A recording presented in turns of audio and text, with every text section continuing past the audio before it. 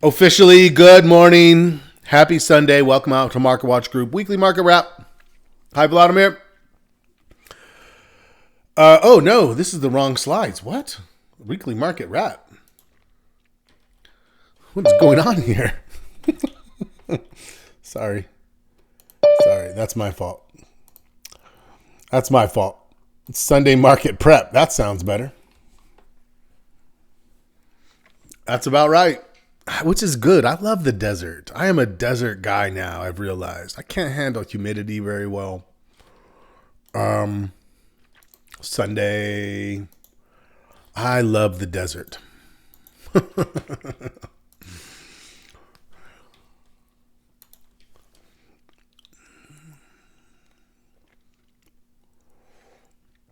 Okay. Hold on. We got two more people.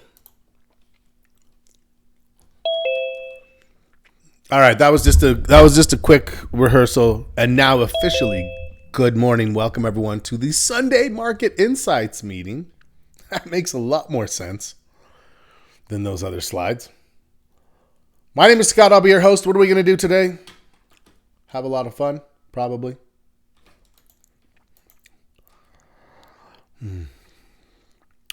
First and foremost, let me remind you.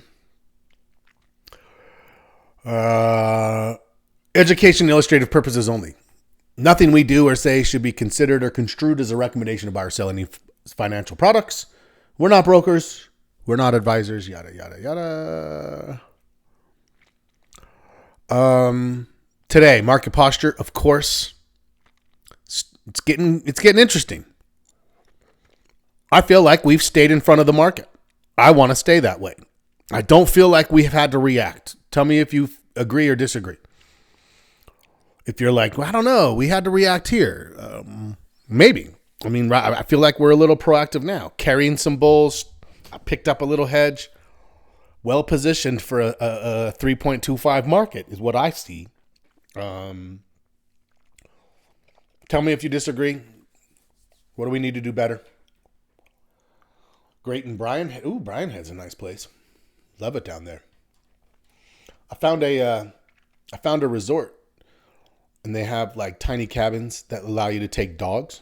They don't mention anything about size. Mine are big, and you're by all the trails, and then they have like their own little drive-in theater with like these old cars that you just sit in and every night watch a movie. It looks pretty cool. Anyway, if you're ever going to Southern Utah, ping me and I'll tell you the name of the place. I can't remember. Offland, something like that. Pretty cool.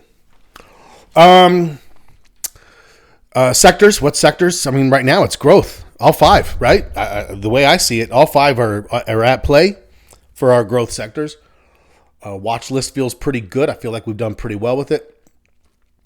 We'll build a new opportunity list. Let me make sure I have a piece of paper ready to go. I think I do. Okay. Trading plan section of the week.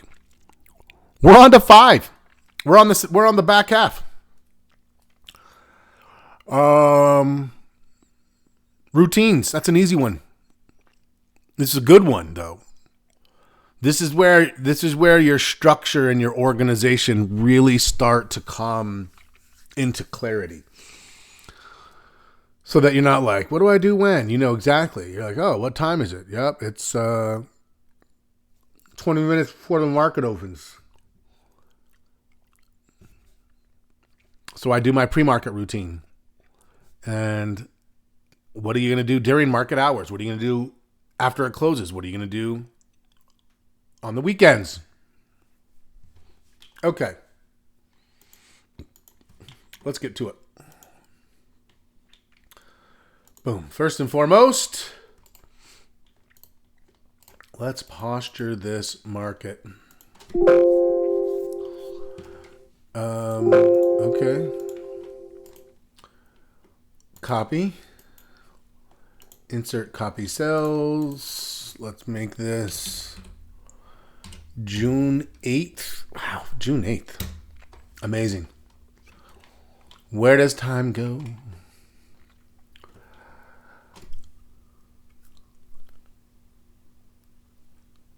Okay.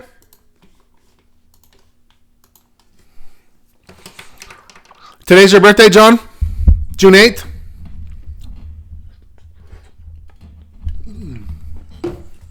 Happy birthday from all of us, John Welsh. I hope you, oh no, what happened to my charts?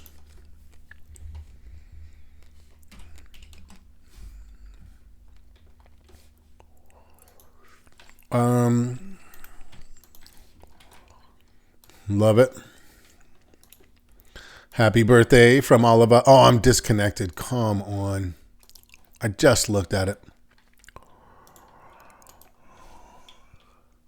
Oh, I'm on both sides disconnected, you guys. This is horrible. This is horrible. I literally just looked at it. All right, we're gonna change the order while I reload.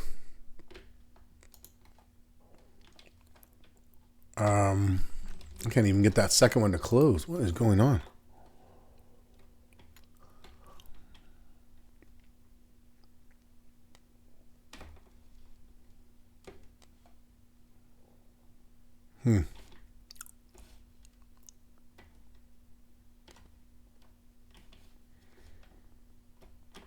Oh, never mind.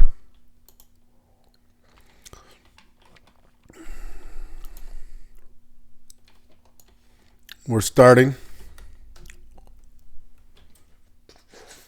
All right, what's happening? It's pretty light.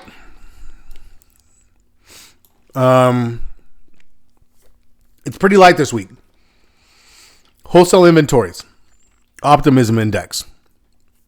Nobody cares. Nobody cares. Sorry, pretty light in the beginning of the week.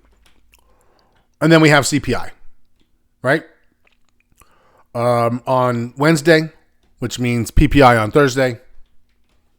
Minor consumer sentiment report on Friday. What are we expecting? Those are the big ones. Oh, my updates are slow right now, too. Of course they are.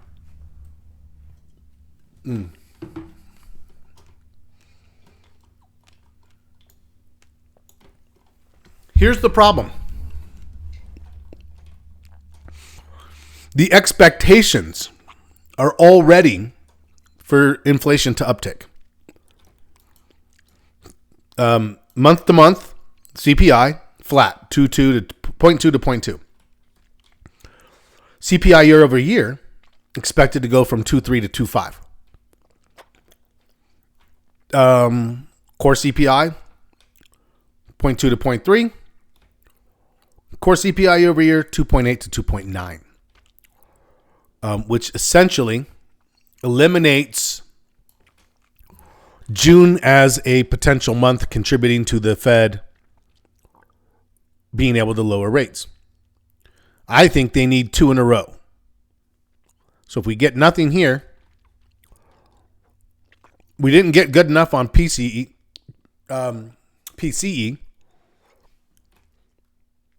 So we would need it to be July, then August. And then at that point, September would be the earliest. Okay. PPI, I think there's only the one that's in. But it seems that their expectations will also be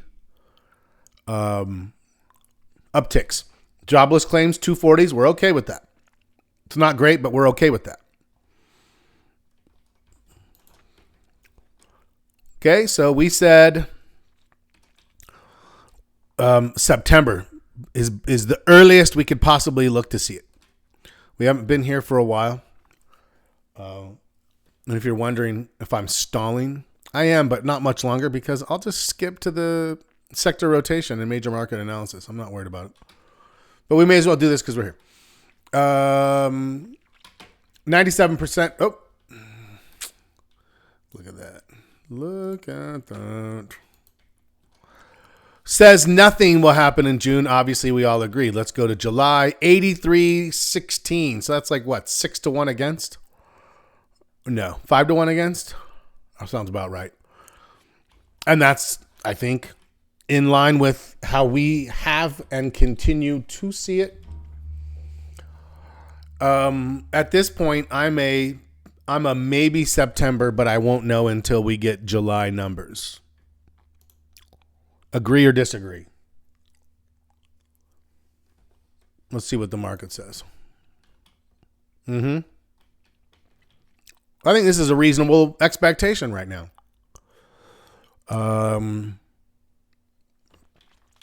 If we get some numbers, this could shift more towards the left here, towards a cut. Otherwise, no. And I'll tell you right now, I'm leaning towards only being one cut this year. One cut. So that's my thoughts. But let me know. Time to call. No, my internet. You know what's funny? My internet is new. I'm on Xfinity, and I do need a new router because my router is limited at like 600, and I'm supposed to get like 2 gig speed, but my router just doesn't have the capacity to distribute it. My speeds are good. It's Sunday. It's the Thinkorswim updates, man. They're always slow on Sundays. I don't know.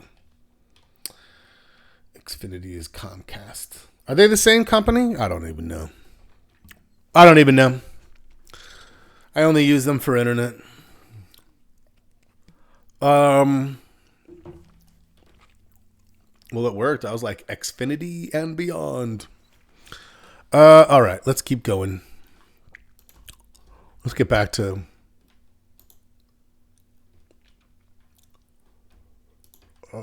a detached chart first and foremost. Let's get rid of this. Let's move this. Let's move this.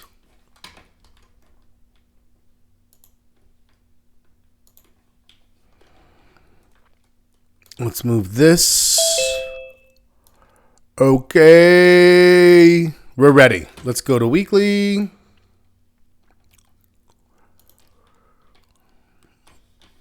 SPY.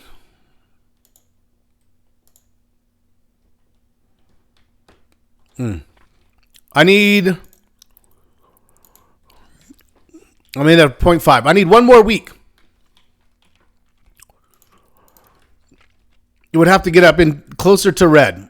Up in here somewhere maybe. And then I would, which is close to these old highs essentially. And then I would give it an additional bit of score. But for now,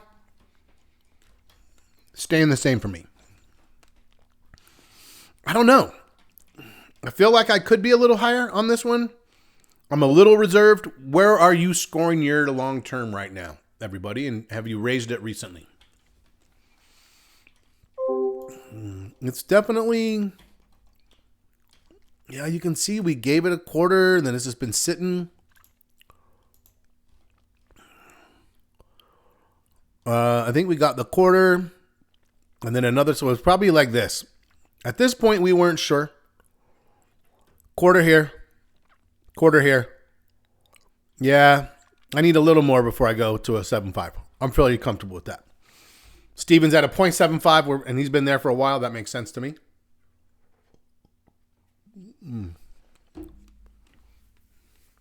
No change for press. Love it. Okay. All right. The short term is interesting right now.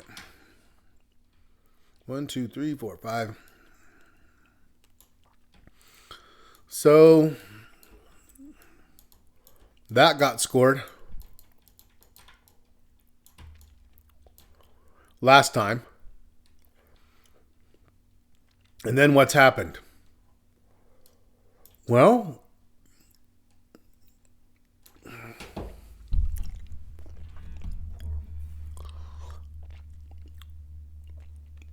that's technically a higher high. Is it enough to score it? A quarter of a point due to the amount. I'm right on the fence with this one. I'm on the fence. I could go either way. Kami said he's keeping his scores the same. The bromance breakup is. Now we're wondering what happens in the custody battle, I guess.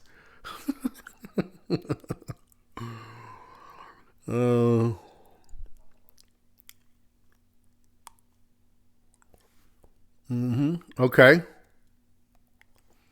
I'm thinking about it. No change. Yeah.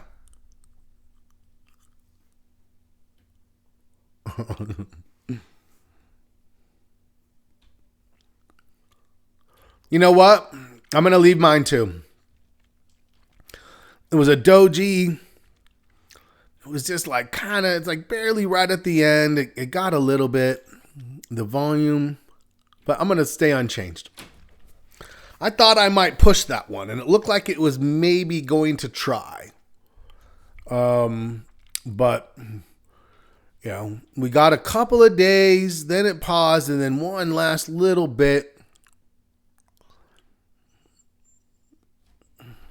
Where am I now? 1-2. Nah, I'm good. 1-2-5 it is. 1-2-5 it is for me. What's your final score, everybody, on that one? Let me know.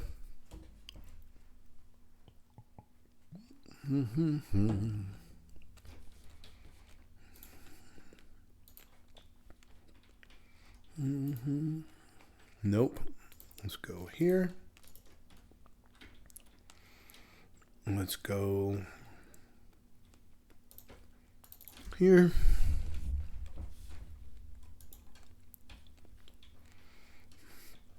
Okay. We have a rule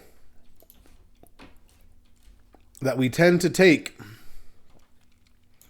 We start to look at this as a little bit stale. I'm going to still give it 1. I'm not going to throw it all out. This volume disappears this week. But it did produce such a big break that's still prevalent. I'm going to give it 1, not 2. That seems fair, right? So 1 buy, 2, 3, 4 buys. Then we have what for sellers? 1, 2. Is that it? No, 3.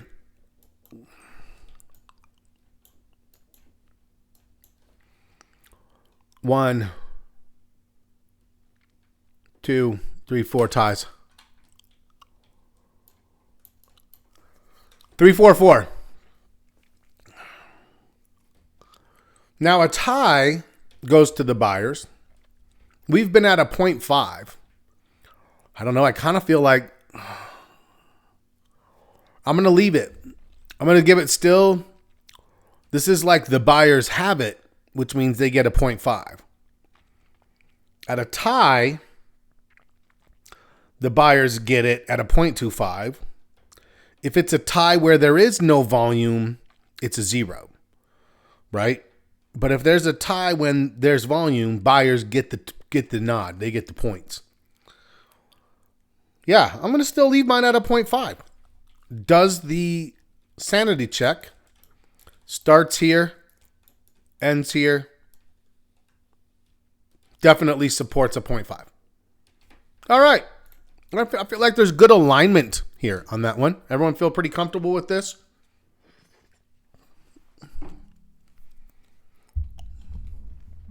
Which is interesting because sometimes volume has created some of the most ambiguity in how we scored, interestingly. Yeah, I feel pretty comfortable with what we see there. Excellent. Moving on. Oh, we're moving pretty well today. Yeah, okay. I can live with unchanged. I can live with that. We know that it settles sometimes, right? It might sit 325, 335, 325, and then all of a sudden when it breaks to that 4.5 or 5, that's when we're like, okay, makes it more meaningful. Major market. Major market.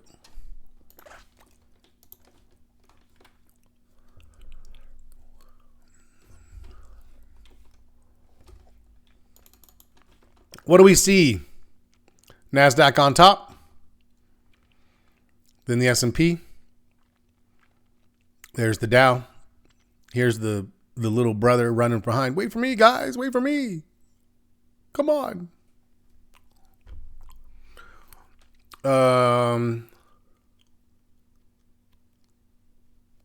Okay.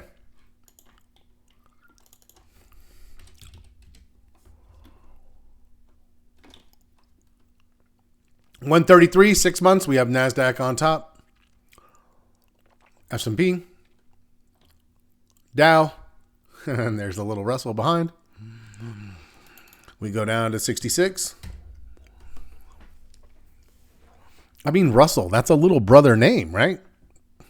But like everyone, wait for Russell. Nah, we don't want to wait for Russell. Okay. 66. NASDAQ. S&P. Oh, look at look at that. Where'd that come from? Look at the Russell pushing into third aggressively all of a sudden. Is that enough for us to score that? That was unexpected. They were lagging.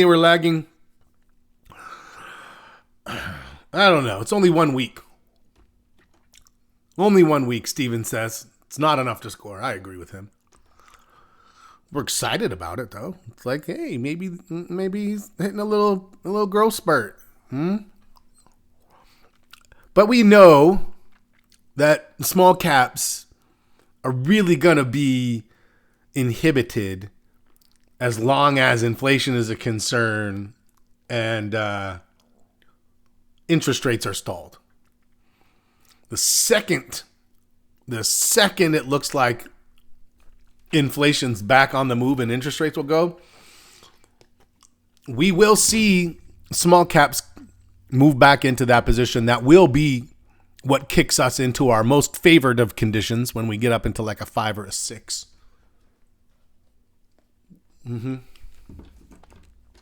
Not there yet.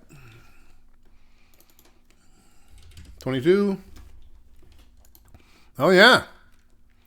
You can see it here, too. A little bit of movement, a little bit of hope. Okay. What are we going to do with the score? Absolutely nothing.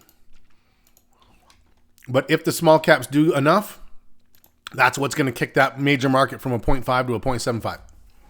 Otherwise, patience. Patience.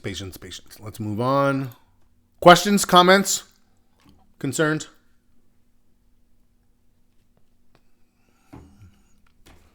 Love it.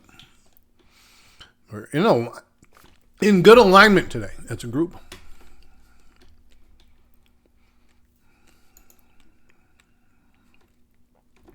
Sorry, I lost my train of thought. Where am I going? Going here. Going here. Going here. All right, sectors. Much more important now.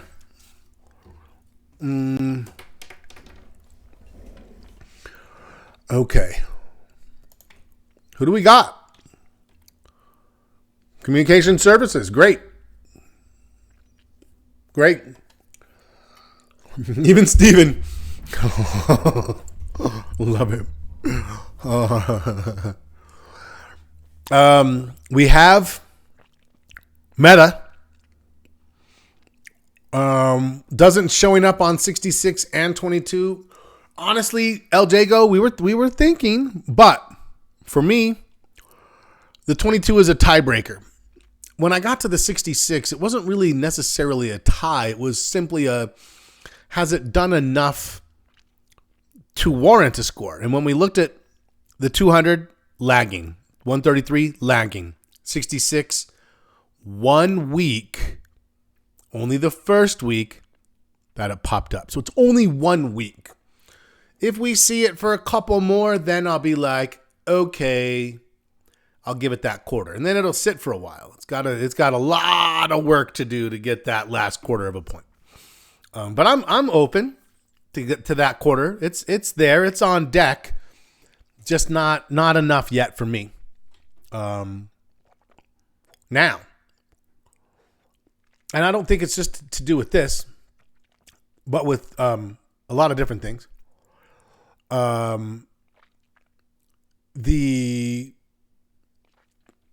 If you ever are like, I'm going to score mine, do it. And then watch and be like, okay, I moved. The group didn't.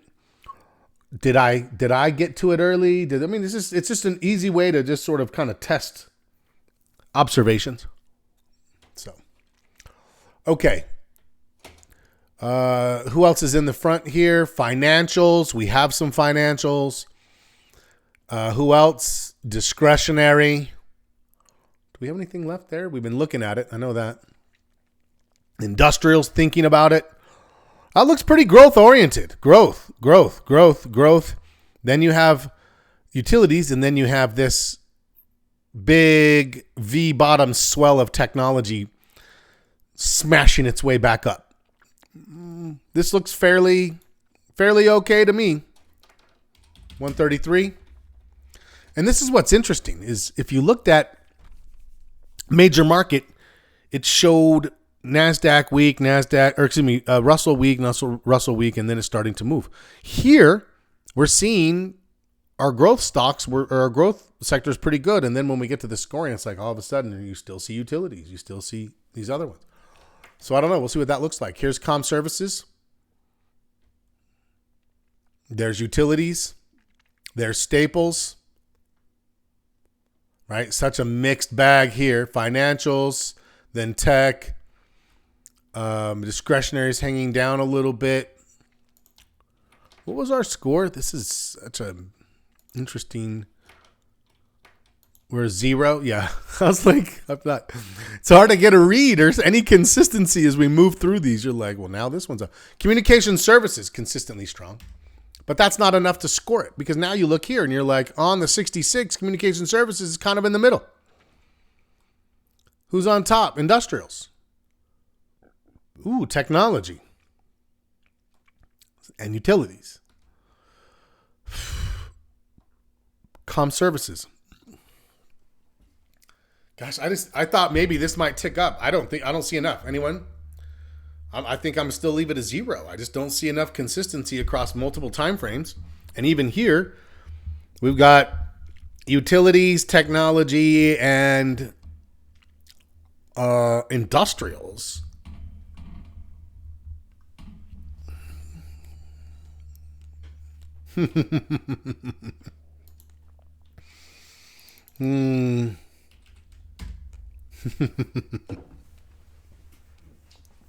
Press wants to go to the 22. And of course we will. Okay. I agree, Kami. I'm staying at 0, but this does show well. It is an interesting sector rotation right now. Honestly, that's if things get better, what we're going to see is we're going to see small caps move a little bit into leading. We'll see the sectors line up. There's a point there. We break out, get a little more trend. There's a quarter point there. VIX comes down, quarter point there. That takes us to a 4.75. If we see that, great. Until we see that, well, trade how I am now. I think I have the right number of trades in the right area. What are we on here? Is this 22? Yeah. Okay. I mean, this does look pretty good. I like to see technology there. I like to see industrials next. Discretionary is in a good place. Comm services. And then we also have materials. Yeah, that looks pretty good.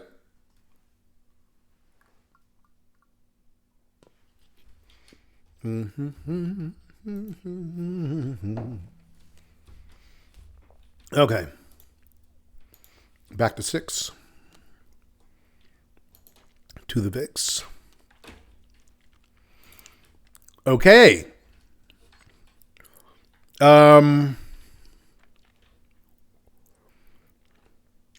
I am going to give this a quarter of a point. This was our last low. And we went up. And we turned. And it came. And it was fluctuating. And this happened. And that was not an automatic trigger because this technically got to a lower point. But that triggered what I would say was a valid hedge. And then Friday came and we turned down. Now, this low here, 17.15.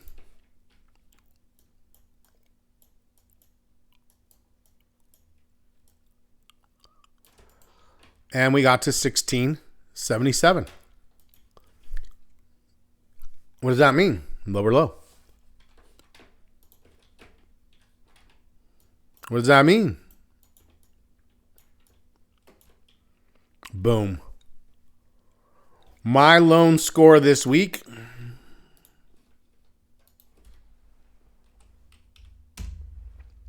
.75. Press says he agrees. Who's with me on that move? Who raised theirs? Who didn't?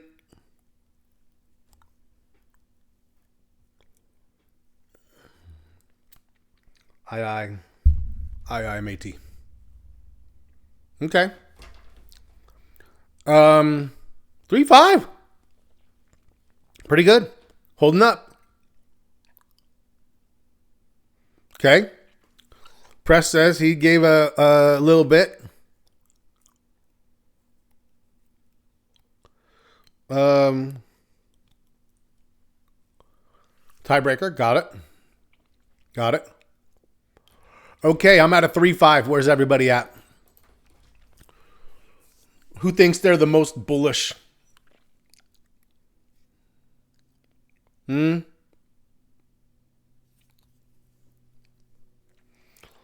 the most bullish? Who's the most bearish?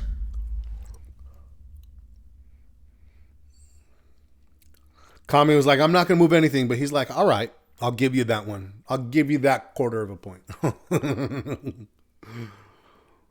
On the fence. 375 for Press, 325 for Sandy. I think we're in the right place. I mean, if you're above 4, I'd be like, wow, that's maybe a little too bullish. If you're under 2 and you're still kind of in a neutral, I think I'd be like, well, you know, it's had quite a V. It's had quite the bullish price action, the best May it's had. Right? That's the kind of thing where if you look back and they're like, we just had the best May ever, and you look at your market posture score and it's moving slowly, you're like, ooh, our posture didn't move slow. We moved quite fast. Right?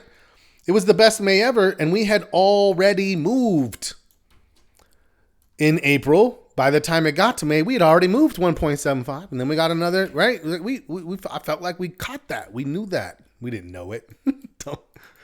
We saw that. We didn't know anything. Okay, I feel pretty good about that point. That 3.5 puts us right where we would be. I feel like I'm almost the composite. A couple above, a couple below, some in the middle. Anybody want to flag anything, whether we scored or not? Sometimes people will be like, what about interest rates? What about bond market? What about... And there's none of those where I'd be like, oh, we don't care about that. Just because we don't score doesn't mean we don't care about it. What we score is our baseline. Baseline, where we say, hey, this looks at everything that we need to look at in market context, but there may be other things that we want to talk about, right? Economic calendar. We know that there's trade deal pressure that we're not seeing a lot of momentum on. We know there's some political pressure for these deals and for the Fed. I don't know. We're just kind of moving along. Moving along is fine. moving along like this. Well, we're moving along, finding some nice bullish trades. So great. I'm feeling pretty good about it. Bond market's stabilizing. 3.5 is very I would actually say it feels very positive because we were at a -2.5.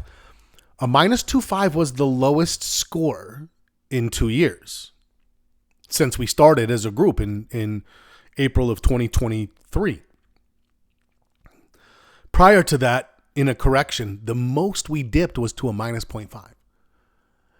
And even now, I feel pretty good because it's like -2.5. We touched bear market territory at a -2.5, and that makes perfect. Like as I look at the market posture score, and you know, minus positive 10 to -10, zero's neutral, you know, and you start thinking, okay, so, you know, -2 to +2, sort of in neutral, starts to get bullish, starts to get a little 2 to 3, 3.5. That's your slightly bullish, things like that. And you always want it oriented more bullishly than not, because we know that bull markets last longer and are more steady. And so as I think about if I had a market drop to about 20%, what would my posture, what should it hit? Yeah, -2.5. It's perfect. If things got worse from there, if we got into one of those real nasty, like it's going to be a 40-50% bear market, we would have dropped into a -3, -4. It would have been like, now we're trading bearishly. That's all we look for. It would have oriented us completely differently had that continued to go that way. It didn't. And we adapted on the snap so quickly. Like it was a great pivot for us. I felt great about that pivot. If you look at the chart, go back, go ask around people, you know, the trade, see if you find anyone who pivoted like that. Like we had a great pivot. We keep getting positive market data. The recession story is fading quickly, but the problem is we also have the what's the ripple? What about boats that already turned back? What about tariffs that already hit? What about right? And so there's some of that. There's some of the fact that 99, you know, we're not far from that. Every time there's like a little, we'll give them 90 days, and then there's like no real progress. There's no deals. We have one like there's gonna be a deal with Britain, our 10th biggest partner, who we had a surplus with, and I'm like, I don't know that that's the progress we're touting. There's still that. So I think a 3.5 feels right, and a hedge. Now I'll tell you this: I'll hedge at a 6. I'll hedge at a 6 because you never know when that little smash mouth correction or even just big consolidation comes. And if I'm hedging, it's because I think some of the smartest institutions are hedging. That's what I think. That's what the hedge signal I'm looking for is supposed to indicate, is when there's just that first sign of escalation where it's like, oh, something happened and somebody knows something. If we wait until the last institutions, they're always late. Don't think of only 20% of institutions beat the S&P 500 on any given year. Interesting statistic. Only 20% of institutionally managed funds beat the S&P in any given year. So they're not great. They're just in positions that they control institutional money. Only the best ones. That's what I'm looking for, right? Does that make sense? Anyway, good discussion. Right discussion. I agree with the window. I'm a 3.5. I just wanted to make sure you guys have a good sense that my hedge thought process will always be there, knowing that if you ever react for a hedge, you're too late. It's either in place or it's too late. It's that simple. And if Friday comes out strong, I'll shut my hedge down. I've already booked enough gains to more than overcome whatever that loss is going to be. Yeah, it's just a little blip, right? And if all of a sudden some nasty news comes out and we drop, then there I am in place, ready to go. All right, let's hit the watch list. Let's get to the watch list. And I think we have a real strong watch list right now. Apple's not there for me yet. If it had been channeling, maybe you can see we're just sort of lurking underneath. That's a no. AbbVie, I just have a hard time. It's it's healthcare. I don't know. I like Amazon. It's just it's already in place, and I know someone has some Amazon, right? Back here, we were saying, hey, you know what? We had a hiccup. I hope everyone appreciated the hiccup discussion we had because that's all it was. It just hiccuped right here. And then what? And then it got what it wanted and then some. So if you're in Amazon, you're probably still Amazon. I'm putting it on. It's not really an opportunity now, but it could be within a couple. I mean, we're just going to kind of keep that watch list that way. Yeah. I hope that everybody stayed in through the hiccups. APH looks great, but it needs to pull back. I'm going to keep it on my list.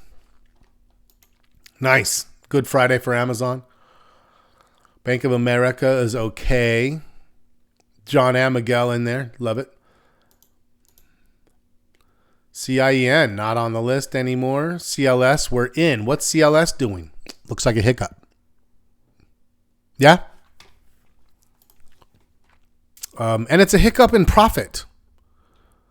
If we catch it here and then we get that and then it hiccups a little bit, it's like, okay, well, relax. And let's see if we can get kind of bust out through here, because if we can get through here, then I'm thinking we're up there. Right? So, okay. And we're 3.5.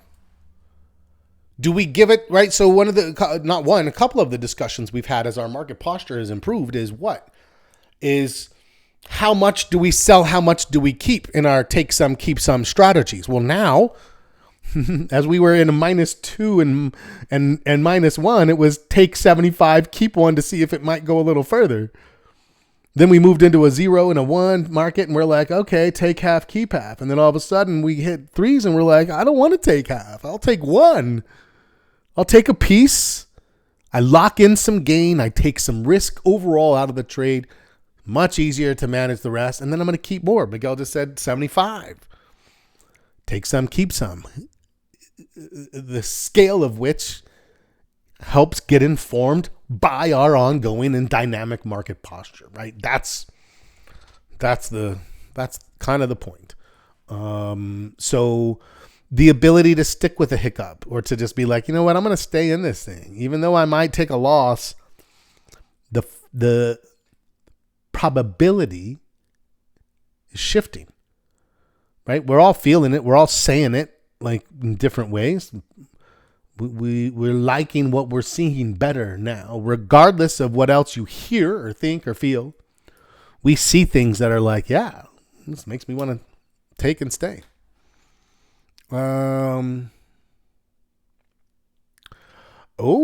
The only U.S. rare earth miner, the rare earths have definitely become a political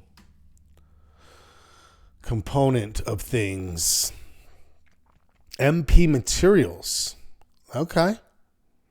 Yeah, that's a great one. I mean, I think you would still think you have at least a couple more points of upside. We move to a beautiful Heikin-Ashi. You can see plenty of upside momentum, even if you were to move down to a 4-hour. Beautiful. Spectacular. Love it. Very nice. Mark it down, everyone. Rare earth. Love it. Where did I just go? Back to 6. Back to candles. Where was I? CME. Oh, CME. Put a star next to it. So CLS is yes, and we like it. CME. First one that, I mean, look, we had a great trade back here. Now what? Looking refreshed, fed, ready to go again. I like Cisco, missed it. do not want to miss another one. Delta. Look at that one taking off. I'm just going to I'm not going to only look at, I'm going to be marking the ones that are more setup, but making sure we keep the list fluid. EA. Let's see what EA wants to do next. Flex. Dell pullback, but they are in data center server. Let's say Dell, like Dell Computers, Michael Dell. They're now Dell Technologies. Do they still make computers and then they also do data center? Okay. Dell. Very interesting. Wait, where were we? Did I skip Flex? Flex is okay. GE Vernova put a star. Nice little flag.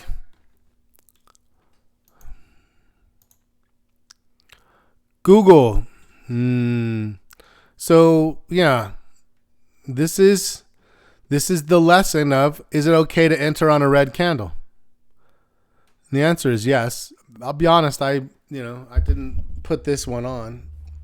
Also partially because I was looking at a hedge and I'm like, I don't want to put a hedge and a bull trade at the same time necessarily.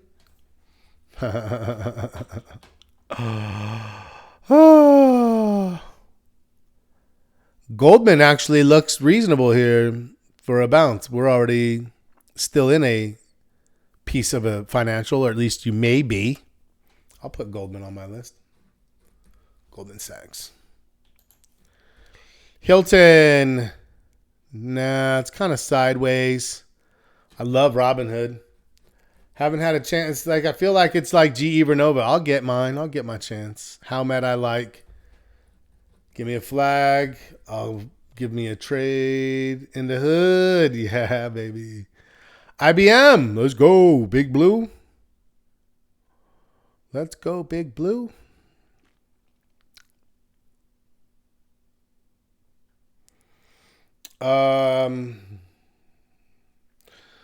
This is the year. I have my father worked at IBM. He had a 30-year career there. And I think it was my senior year in high school when he had his 25-year anniversary. And back then they gave you like this plaque and it has 25 written in quarters and it's a quarter for each year from the year that, right? Kind of an interesting thing. I think one of my siblings got that. I'm like, yeah, you can have that. I got the Rolex that he got, but it's broken. And I was like, oh, I wonder what it costs to get this thing fixed. It's like $800 to fix. Like the little dial popped out. I've got to get I was like, $800 to fix a watch? I think the most I ever paid for a watch prior to that was like $100. I'm not really much of a watch guy, so. But it's got the sentimental value, you know. IBM still. I'm in. I took a small piece. That's my take some, keep some, take less, keep more. What did you guys do? I know I'm going to, Sandy. I'm going to. I'm gonna do it. My wife said this. Just get it done. Still have some. Steven says. Still in a good piece, Miguel says. Okay. Yep. I felt like it was right on the verge of breaking that resistance and it just couldn't quite pull it off at the end. Did you feel that at the end right there? You're like, oh, hold it. We'll see. I feel good. I'm gonna wear the watch on Monday.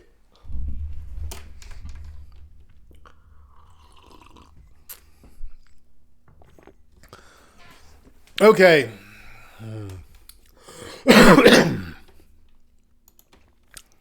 MasterCard. Still like MasterCard. Oh, I forgot to write some of these down. IBM is still good.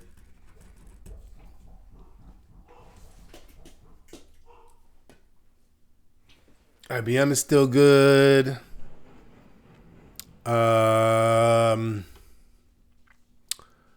MasterCard. I need a pullback.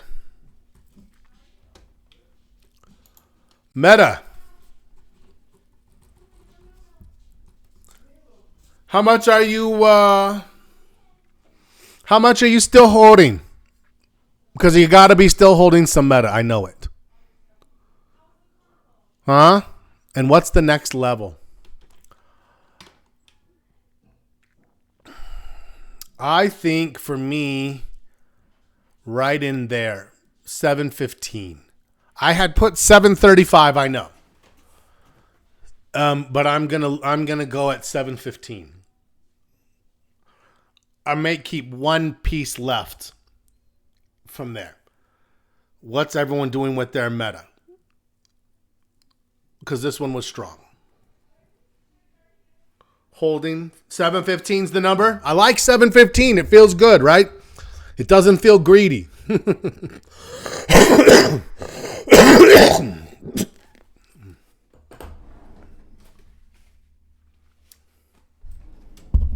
Got it. Love it. 230, 223. Love it. Yeah, Meta was a good one. We liked Meta. No problem with Meta. Morgan. I mean, it's just like it just kind of kicked back into gear, right? So I actually took off half. No. I took off a piece, not half. I took off at resistance one piece. So my take some, keep some eased. So Miguel, okay, you did take half on this one. Love it. Love it. How's take some, keep some helping? If it's new. Maybe that's something you've always done. I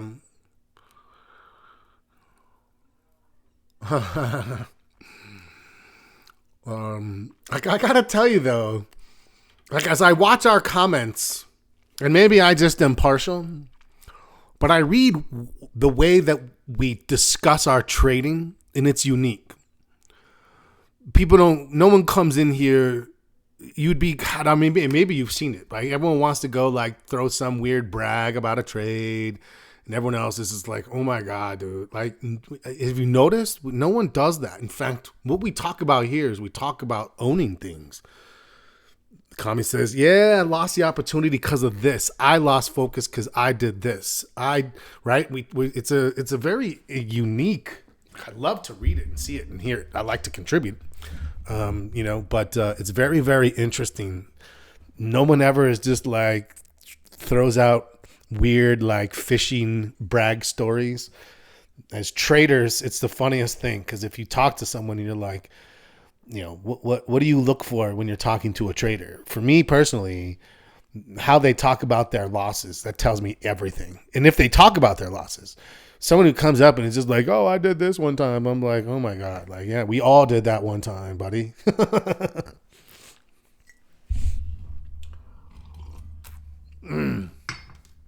Okay. Yeah, MS makes sense. I think it's still got some legs. And if it can break out, it feels like it could get there pretty quickly. So I don't know. Let's see what happens. Microsoft. I don't know what to make of Microsoft these days. I'm just going to keep watching it, though. Same with Netflix. They're just sort of like in these weird positions way above their 50s, just kind of like grinding along. Maybe a nice consolidation will bring them back into a nice level for us. Waiting for a pullback on NVIDIA, but I'll put it on the list. Palantir. I don't know. Let's see what happens, but I like it. Philip Morris on my list, looking for a pullback. Nice to have one defensive in the mix, I think. Roblox is going to give us a chance. I know it. I know it. Rivian. Okay, that's a maybe. If it can turn. Rocket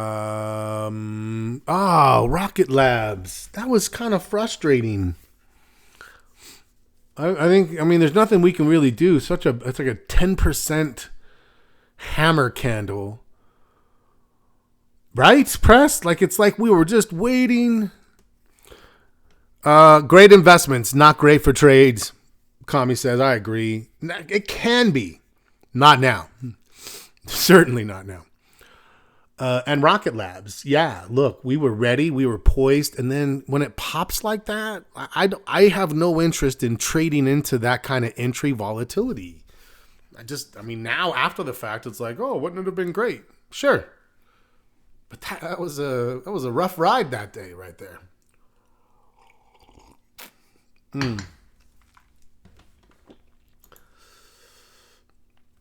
Isn't a hammer a good idea now? Problem is, Kareem, when we're typically hammering at a bottom, that is typically the hammer we're looking for. At support.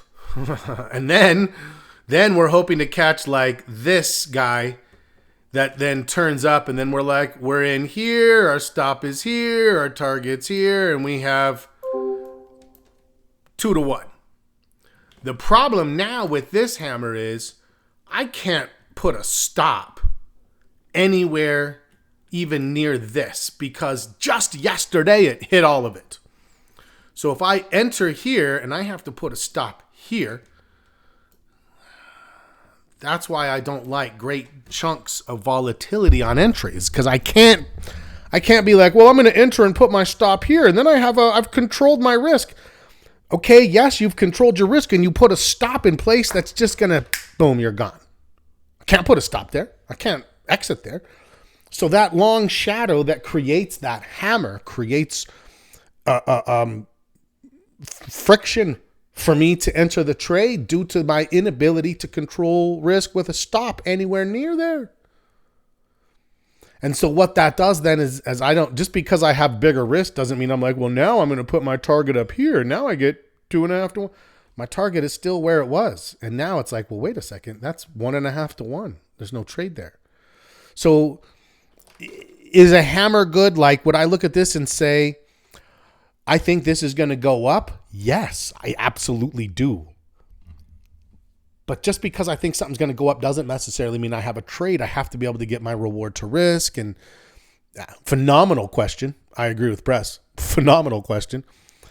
And I hope that answer makes sense, because I have multiple times said, oh, I don't like volatility on the entry. And maybe it's like I say that and it's like, well, why not? This, right? It skews and makes it harder for our reward to risk to come into line. Oh God, I thought I was going so fast, and now I haven't gotten through the watch list, and I need to get to the plan. SE. Okay, I'll give it one more chance. If it sets up a trade for us here, it stays on the watch list. Otherwise, it's gone. Tesla. Ooh, Tesla. I don't think I would touch Tesla with somebody else's 10-foot pole in the midst of the divorce. TSM. I like TSM. I think TSM still has good possibilities. Uber. Look at Uber. Uber's trying to make one of those big bounces like CME and Rivian. Visa still quite strong. I'd trade it on a pullback. Walmart. I'd give Walmart a maybe now. Maybe Walmart. There's our watch list. Where's my trading plan? We have wrapped up risk. Everybody's risk management section is now at least a 6 or higher. At least a 6 or higher. Or will be soon. I know where you live. I don't. Routines. Easy but important. What do you need to do? Define the what time. Define the how long. Define the what. Define the in what order. For example, before market open, time, 7 a.m. Mountain Time, 30 minutes before market open, 15 before you and I start. How long? 15 minutes. What to do? I check the futures. I check the news. I check my positions to see where the bid asks are. relative to my stops, right? Those are the core things that I'm looking at. I look at overnight price action. I look at a couple of commodity markets. Those are the things that orient me. That's it. That's what actions to take. If anything's going to be stopped out, take the stop off. Right? That's about it. There's never going to be where I'm like, oh, I think something's going to happen. Put the trade on. No, that's not how it is for me. And that's the routine. During market hours, okay, you might have one or two of those. After market hours, you write down the time, you write down how long, you write down what you do and in what order. Weekly, we're doing it. What do we do on the weekends? I market posture. I clean up my watch list. I create my opportunity list for the week. I make sure my trade log is up to date, and I review my analytics. Right, so it's like all that back office prep work that makes it so that you are. This is a reminder. This is a reminder. I need to water my bonsai trees. Comes right after I finish on Sundays. And the answer is yes. Of course, I have multiple bonsai trees. Who doesn't? Okay. Monthly, quarterly is really more into like tax type things, and you'll want to talk to your accountant about things you can do there that'll help to make sure, maybe that's when you review your trading plan and make some adjustments, things like that. Focus on daily and weekly in the beginning. Get those right. Everything else will be much easier when you know exactly what you're going to do, when you're going to do it, how you're going to do it. All right. It's good to see everybody. Only 6 minutes long. I hope you enjoy the rest of your Sunday. I will see you guys in about 22 hours, and we will see what this market is poised to do. Thanks as always, and happy trading. Recording